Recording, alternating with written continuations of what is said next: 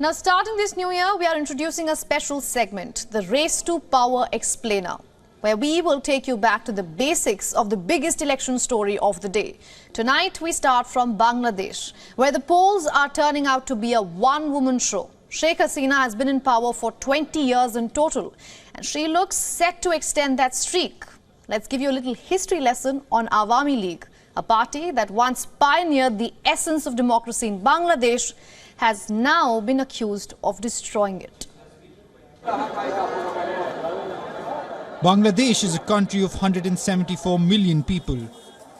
It is one of the most densely populated countries in the world. But even more dense is its politics.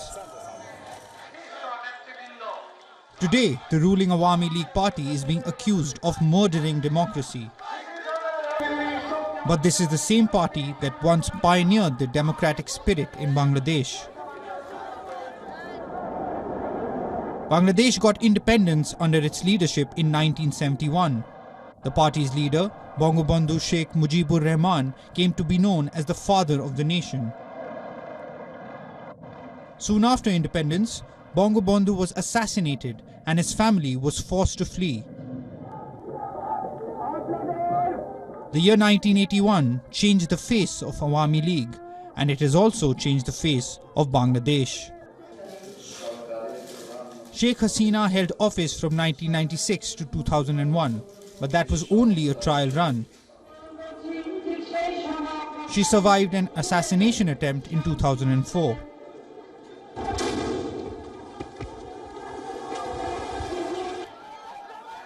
Three years later, she was arrested for corruption and charged with murder. Hasina returned to office in January 2009, and since then, Bangladesh has become synonymous with her.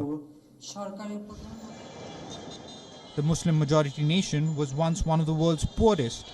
Truth be told, Bangladesh notched up credible economic gains under her leadership.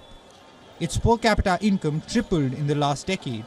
The World Bank estimates that over 25 million people were lifted out of poverty in the last 20 years. But observers say the development has come at a cost. Hasina's rule has put Bangladesh's democracy and human rights under question. Opposition leaders, journalists, human rights activists and critics have faced consequences of speaking out. Hasina has been accused of dragging the country towards autocratic rule.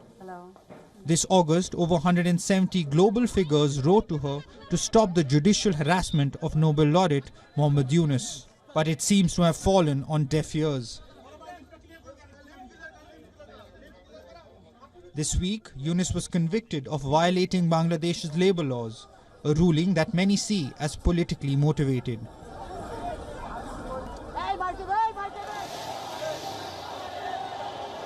When it comes to the 2024 elections, it is being seen as an election like no other. Top leaders of the opposition Bangladesh Nationalist Party are either in exile, jail or on the run.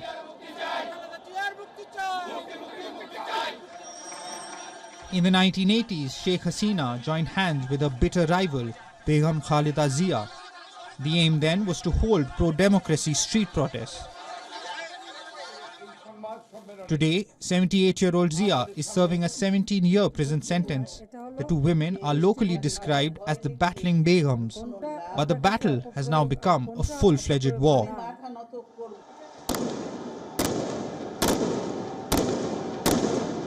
Led by Khalida, the opposition is boycotting the polls, with deadly protests and violence on the streets.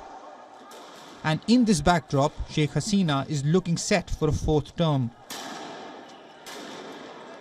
But the road doesn't end there. Hasina has mounting challenges that need urgent attention. The COVID-19 pandemic took a heavy toll on Bangladesh's economy. Foreign reserves are low, inflation is a concern, and domestic support is dwindling. How will she negotiate these issues is the question and the country's concern.